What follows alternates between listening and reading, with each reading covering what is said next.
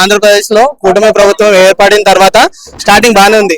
ఎప్పుడైతే రాజకీయ నాయకులు కూడా మతంని ప్రచారం చేస్తున్నారో అప్పటి నుంచి ఈ దాడులు అనేవి జరుగుతున్నాయి. రీసెంట్ గా రాజమండ్రిలో కూడా ధవళేశ్వరం బ్రిడ్జ్ దగ్గర చర్చిలని కూలగొట్టారు. ఎందుకు? మేము అలా మస్జిద్లను కూలగొడుతూ ఊకుంటారా, లేకపోతే గుడిని కూలగొడుతూ ఊకుంటారా అన్న? అది కాదన్నా, మేము ఎవరి మీద దాడికి వెళ్ళడం చూసారా? క్రైస్తవులు అందరు కలిసి హిందువుల మీదకి దాడికి వెళ్ళారు, ముస్లిం మీదకి దాడికి వెళ్ళారని ఎవరైనా చెప్పడం చూసారా? టీవీ ఛానల్ వచ్చాయా? రాలేవు. ఎందుకు రాలేవన్నా? మా బైబుల్ మాకు అది నేర్పించింది.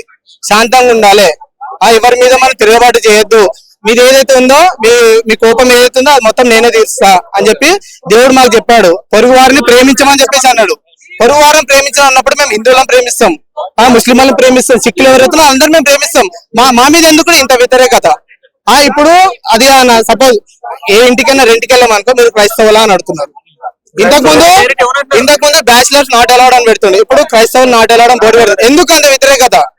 అసలు గవర్నమెంట్ ఏం చేస్తుంది? ఇంత వ్యతిరేకత మా మీద జరుగుతుంటే గవర్నమెంట్ ఏం చేస్తుంది? అదే పవన్ కళ్యాణ్ గారు బైబిల్ గురించి ఎప్పుడైనా మాట్లాడారా? ఎలక్షన్ ముందంటే మాట్లాడారు అన్న, ఓట్లు కావాలి కాబట్టి.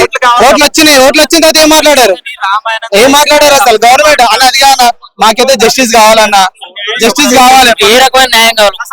ఇదైతే అందరికి తెలుస్తుంది ఏంటంటే పక్క హత్య. ఒకటి క్రిస్టియన్ జోలికి అయితే వెళ్ళమన్నా మేము. ఆ జోలికి వస్తే మాత్రం ఎంతమంది వచ్చిరో మీరు చూసిరు. ఇప్పుడు ఈ ఒక్క సంఘటనతో మీరు గమనించవచ్చు ఎంతమంది వేల మంది కదిలి వచ్చారు. కొన్ని వేల మంది పాస్టర్లు అయితే ఇక్కడ ఉన్నారు. ఒక్క పాస్టర్ కి అయితే మేమైతే క్రిస్టియన్స్ అయితే ఎవరు మేమని దాడి చేయాలని ఉండదు, కక్ష ఉండదు. మేమైతే చట్ట ప్రకారమే వెళ్తాము.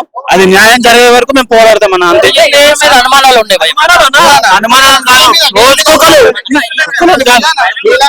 ప్రూఫ్లు చూడండి, మీరు చూడండి. ఒకవేళ మేము చెప్పమన్నా బీజేపీ అంట ఏంది బ్రతికన్నాళ్ళు అతని ఆత్మకు శాంతి చేకూరాలని కోరుకుంటాను. నెక్స్ట్ అజయ్ గండి నెక్స్ట్ అన్నాడు అంటే ఇంత బహిరంగ పెట్టినప్పుడు గవర్నమెంట్ ఏం చేస్తుందన్నా? మేము ఇప్పుడు రోడ్ మీద కొట్లాడితే మమ్మల్ని తీసుకొని పోలీస్ స్టేషన్లు వేస్తారు. వీళ్ళు ఏం చేస్తారు? బహిరంగంగా పాఠశాలను తిడుతారు, బైబుల్ తిడుతారు. అప్పుడు ఏం చేస్తారు అన్న? ఏం చేస్తారు మరి? గవర్నమెంట్ ఏం చేస్తుంది అన్న? ఇంకోటి అన్న, అన్నాడు అంటే మొదటిసారి చేసింది వాళ్ళనే కదా అర్థము. నెక్స్ట్ నువ్వే అని చెప్పినావు అంటే ఖచ్చితంగా నెక్స్ట్ మొదటిసారి చేసింది నేనే కదా అర్థము. అక్కడ అర్థమైపోతుంది కదా. మరి గవర్నమెంట్ ఏం చేస్తా ఉంది? ఇప్పుడు తెలుస్తూనే ఉంది కదా, విమర్శలు, ఆ వ్యతిరేకమైనటువంటి బూతు మాటలు, తిట్టుడు ఇవన్నీ కనిపిస్తూనే ఉన్నాయి కదా. మరి ప్రభుత్వం ఏం చేస్తా ఉంది? ఇప్పుడు ఇంతమంది యవనస్తులు ఇక్కడికి వచ్చారు, వీళ్ళందరూ ఒకేసారి ప్రభుత్వం మీద తిరగబడితే ఏంది పరిస్థితి? ఎటువైపు వెళ్తుంది దేశం? ఇప్పుడు అజయ్ పాస్టర్ లాగా ఏంటి, ఇప్పుడు కల్వరి టెంపుల్ సతీష్ అయ్య గారు ఉన్నారు. ఇప్పుడు వీళ్ళు చాలా ఫేమ్ ఉన్నటువంటి వ్యక్తులు అన్నమాట సమాజంలో.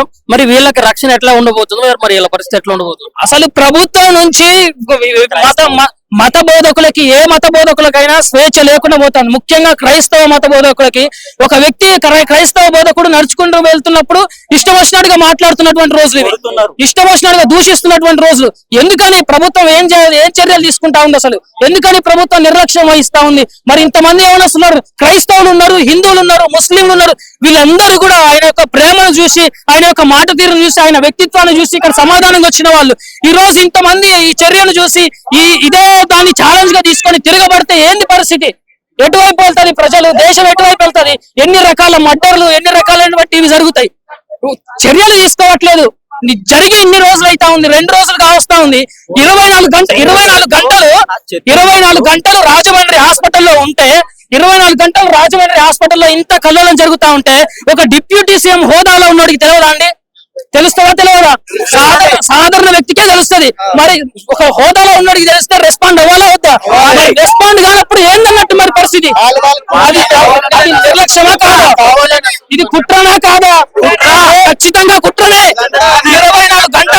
24 గంటలు రాజమండ్రిలో హాస్పిటల్లో, ప్రభుత్వ ఆసుపత్రిలో అంతగానో అల్లర్లు జరుగుతా ఉంటే పట్టించుకోకుండా ఉన్నారంటే ఇది కుట్రనా కాదా? ఖచ్చితంగా కుట్రనే ఇది. కాబట్టి ఖచ్చితంగా మత విద్వేషాలను రెచ్చగొట్టేది ఎవరన్నా ప్రధానంగా? ఖచ్చితంగా మత విద్వేషాలను రెచ్చగొడుతున్నటువంటి వారిలో మనుషులు ఉన్నారు, ఏదైతే మతోన్మాదులు ఉన్నారు. మతోన్మాదులు అంటే హైందవ సహోదరులు కాదు, మతాలను దృష్టిలో పెట్టుకొని దూషించే వాళ్ళు, ఒక మతానికి ప్రోత్సాహం అందించి మరో మతాన్ని విధ్వంసానికి గురి చేస్తున్నటువంటి వాళ్ళు మతోన్మాదులు. హైందవ సహోదరులు అందరు కాదు, మతోన్మాదులు ఉన్నారు, ప్రోత్సహించేవారు రాజకీయ నాయకులు ఉన్నారు. రాజకీయ నాయకులు, పోలీస్ వ్యవస్థ తగిన చర్యలు తీసుకుంటే ఇంకొకసారి ఎవరు కూడా ఇట్లాంటివి చేయరు. ప్రోత్సహిస్తున్నటువంటి వారిలో ఖచ్చితంగా ఇలాంటి వ్యక్తులు ఉన్నారు, వారి మీద తగిన చర్యలు తీసుకోవాలి. ఈ రోజు ఇది జరిగింది, రేపు దీన్ని సైలెంట్ గా ఉంటే ఇంకొక దగ్గర చేస్తారు. ఈ ఒకటి పోయి రేపు 10 అవుతాయి. మౌనంగా ఉంటే కుదరదు, ఖచ్చితంగా దేశం పాడైపోతుంది. ఈ మత కళలతో దేశము సర్వనాశనం అయిపోతుంది. కాబట్టి తగిన చర్యలు తీసుకోవాలని మేము ఇక్కడ నిరసన తెలియజేస్తా ఉన్నాం అందరం కూడా. ఇప్పుడు ఇట్లాంటి ఘటనలు ఇంకా జరిగితే ఒకవేళ మరి ఇప్పుడు మరి క్రైస్తవ సమాజం మొత్తం కూడా ఎలాంటి కార్యాచరణ చేయబోతుంది? మాకు బైబుల్ నేర్పింది ఒకటే అన్న, ధర్మశాస్త్రంలో పంటికి పన్ను కంటికి కన్ను అని చెప్పింది. కానీ యేసుక్రీస్తు ప్రభు భూమి మీదకి వచ్చిన తర్వాత నిన్ను వలే నీ పొరుగు వారిని ప్రేమించన్నాడు, నిన్ను ద్వేషించే వారిని ప్రేమించన్నాడు, నీ శత్రువుని ప్రేమించన్నాడు, నిన్ను హింసించే వారి కొరకు ప్రార్థన చేయన్నాడు. అంతేగాని ఏ రోజు కూడా ద్వేషించు, నిన్ను శత్రువునిగా చూసేవాడిని సంపు కొట్టు అని ఎప్పుడు కూడా యేసు ప్రభు చెప్పలేదు. యేసు ప్రభు కొడుతున్నప్పుడు, ఆయన హింసిస్తున్నప్పుడు కూడా, ఆయన చేతిలో మేకులు కొడుతున్నప్పుడు కూడా ఆయన మౌనంగా తండ్రి వీరిని క్షమించని ప్రార్థన చేశాడు తప్ప ఎదురు తిరగలేదు, వ్యతిరేకించలేదు. ఆయన ప్రేమను మేము ఆదర్శంగా తీసుకొని, ఆ బైబిల్లో ఉన్నటువంటి వాక్యాలను ఆదర్శంగా తీసుకొని ఈ రోజు మేము సమాధానంగా నిలబడతా ఉన్నాం తప్ప మాకు చేతగాక కాదు, మాకు బలం లేక కాదు, మాకు శక్తి లేక కాదు. ఇంతమంది యవనస్తులు తిరగబడితే రాష్ట్రం అంతా కూడా అల్లకల్లోలంగా మారిపోతా ఉంటది. దయచేసి దీని మీద ఖచ్చితంగా చర్యలు తీసుకోవాలని మేము ఈ రోజు ఇక్కడ నిరసన తెలియజేస్తా ఉన్నాము. We want justice! We want justice! We want justice! మీరే చెప్పారు. ఛత్తీస్గఢ్ లో ఒక బీజేపీకి సంబంధించిన ఒక వ్యక్తి ఆయన బహిరంగంగా ఛత్తీస్గఢ్ లోనే ఇంకొక విలేజ్ లో క్రైస్తవులు ముస్లింస్ ఉంటున్నారు అనేసి 50,000 మంది రండి వాళ్ళక్కడ ఏమంటారు ఆవుల్ని కోసుకొని తింటున్నారు అనేసి అక్కడ ఉన్న క్రైస్తవ ఆడపడుచుల్ని ముస్లిం ఆడపడుచుల్ని వాళ్ళ ఇంట్లోకి వెళ్ళి వాళ్ళని బయటికి తీసుకొచ్చి వాళ్ళని బట్టలు ఇప్పి రోడ్డు మీద నగ్నంగా నడిపించాలని చెప్పి వాళ్ళని రేప్ చేయాలని చెప్పి వాళ్ళ ఇంట్లో ఉన్న ఆడపిల్లలు ఎవరైతే తల్లిదండ్రులు ఉంటారో వాళ్ళని చంపేయాలని చెప్పి అడ్డొచ్చిన ప్రతి ఒక్క మగవాడి కాళ్ళు చేతులు విరగొట్టాలనేసి బహిరంగంగా చెప్పిరన్న. వీడియో చూపిస్తా ఛత్తీస్గఢ్ లో మీకు వీడియో కావాలన్నా వీడియో చూపిస్తా, వాళ్ళ పేరు రావట్లేదు. అట్లా చెప్పినప్పుడు ప్రభుత్వం ఎట్టిపోయిందన్న, అది అయిపోయింది.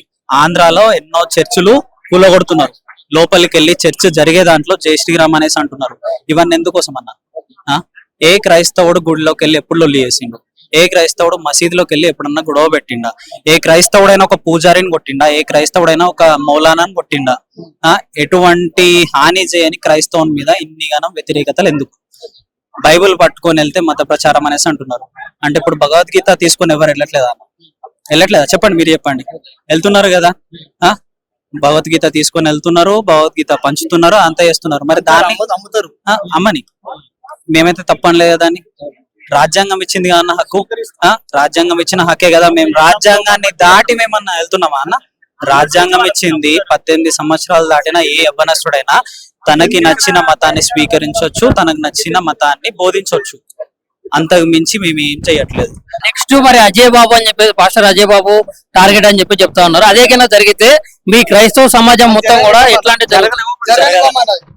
అజయ్ బాబు గారి వెంట్రుక కూడా పీకరు. ఒకవేళ జరిగినా కూడా ఆయన డైరెక్ట్ లైవ్ లో చెప్పారు, నేను నా దేవుని కోసం సంతోషంగా చచ్చిపోతా, నాకు చావంటే భయం లేదని చెప్పిండు. అటువంటి వ్యక్తులు కొన్ని వేల మంది ఇక్కడ ఉన్నారు. ప్రతి ఒక్క క్రైస్తవుడు అట్లనే, చావంటే ఎవరికి భయం లేదన్న. దేవుడు చెప్పిన, యేసుక్రీస్తు వారు చెప్పిన మాటల్ని బట్టి ప్రతి ఒక్క వ్యక్తి సైలెన్స్ ఉంటారు. ఏ ఒక్క క్రైస్తవుడు నోట్లోకి వెళ్ళి బూతు రాదు, ఏ ఒక్క క్రైస్తవుడు కూడా చిల్లర పనులు చేయరు. ఎవరో కొంతమంది వాళ్ళకి తెలియని అజ్ఞానంలో ఉండట్లే చేస్తారని తెలిసిన ఏ ఒక్క క్రైస్తవుడు కూడా చెడు మార్గంలో వెళ్ళరు. అజయ్ బాబు గారిని ఎవ్వరు ఏం చేయలేరు. మీరు అన్నట్లు మరి ఇప్పుడు యూట్యూబ్ ఛానల్ కి వెళ్ళి రాధా మానవర్ లాంటి వాళ్ళు ఇట్లా ఇంటర్వ్యూలు ఇస్తూ ఉంటారు, మత విద్వేషాలను మతాలను రెచ్చగొట్టే విధంగా వాళ్ళు మాట్లాడుతూ ఉంటారు. మరి ఇప్పుడు మీరు పాస్టర్లు కూడా వెళ్ళి అక్కడ యూట్యూబ్ ఛానల్లో ఇంటర్వ్యూలు ఇచ్చి మతాలను కూడా రెచ్చగొట్టే విధంగా మాట్లాడుతారు. ఛానల్స్ అన్న సిగ్నేచర్ స్టూడియో వాళ్ళు పిలిచారు. ఒక పాస్టర్ వెళ్ళినప్పుడు క్రాంతి గారు, జర్నలిస్ట్ క్రాంతి గారు ఎట్లా మాట్లాడారు, ఒక హిందుత్వవాది వెళ్ళినప్పుడు ఆయన ఎట్లా మాట్లాడారు ఒక్కసారి ప్రతి ఒక్కటి మీరు చూసుకోండి. ఆ? ఇప్పుడు జై శ్రీరామ్ అనే సన్మాని ఎవరన్నా అన్నమా అన్న? మేము ప్రైజ్ తెలాడు అనే సన్మానమా? ఎక్కడి నుంచి ఈ వివాదం స్టార్ట్ అయింది? క్రాంతి ఛానల్ నుంచి, కేఆర్ టీవీ ఇంత దగ్గర అక్కడి నుంచి మాత్రమే స్టార్ట్ అయింది. దాని తర్వాత మళ్ళీ మహేందర్ గారు సిగ్నేచర్ స్టూడియోలో నుంచే స్టార్ట్ అయింది. ఎందుకన్నది ఇది రాజకీయాలు కదా, ఇది మతాల మధ్య విద్వేషాలు పెంచి చిచ్చు పెట్టడం కదా. ఇప్పుడు దీని వల్ల ఎంత పెద్ద అవుతుంది? కంపల్సరీ అనాలన్న అవసరం ఏముందన్నా? ఇంతకు ముందు ఏముందన్న? ఇంతకు ముందు అట్లనే ఉందా? గవర్నమెంట్ ఇప్పుడు బెట్టింగ్ యాప్స్ అని చెప్పి వాళ్ళ వీళ్ళని అరెస్ట్ చేస్తుంది. ఇంత మతాన్ని తిడుతున్నారు కదా, అరే దేవుని తిడుతున్నారు కదా, ఆ దేవుని తిడుతున్నప్పుడు గవర్నమెంట్ స్పందిస్తలేదు. బెట్టింగ్ యాప్స్ అని వాళ్ళని వాళ్ళని అందరిని అరెస్ట్ చేస్తుంది. మరి మేమేం చేస్తాం అంటే మా మీద ఇంత దూషణ, ఇంత దాడిలో, ఇంత లా అనే వర్డ్ వాడి అంత దారుణంగా తిట్టినా సరే గవర్నమెంట్ సైలెంట్ గా ఎందుకు ఊరుకుంటుంది? అంటే వాళ్ళకి ఎంజాయ్మెంట్ ఏమైనా ఉందా? పెద్దవాళ్ళు శుద్ధ గ్రంథం అనేసి భావించే బైబిల్ ని లంజల పుస్తకం అనేసి అన్నారు.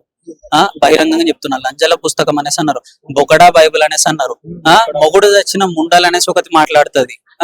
ఇష్టం వచ్చినట్టు మరియమ్మ తల్లి ఒక రోమా సైనికుడితోని వ్యభిచారం చేసిందని ఒక్కసారన్నా ఒక క్రైస్తవుడు ఒక రామాయణంలోది గాని లేదా భగవద్గీతలోది గాని తప్పు కాదు, ఉన్నది ఉన్నట్టు ఒకసారి చెప్తారు. వీడిని తట్టుకుంటారా అన్న? జరిగిందే.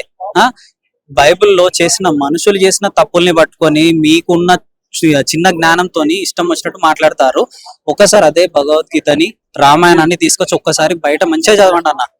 దేవుళ్ళు చేసిన తప్పులు కనిపిస్తాయి అందులో, దేవుళ్ళు చేసే పనులా అన్నట్టు అనిపించేటట్టు ఉంటాయి అవి.